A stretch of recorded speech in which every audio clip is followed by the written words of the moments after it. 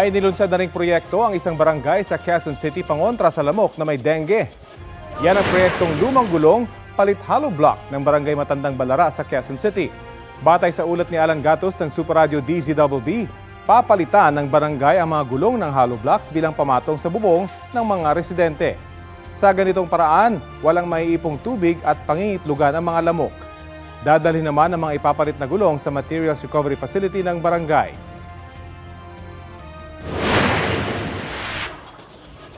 Sa Barangay Addition Hills sa Mandaluyong, maaga pa lang dagsana ang mga residente sa Barangay Hall para ipalit sa pera ang kanilang mga nahuling patay o buhay na lamok at kiti-kiti. Bahagi yan ng kanilang programang Piso sa Mosquito Project.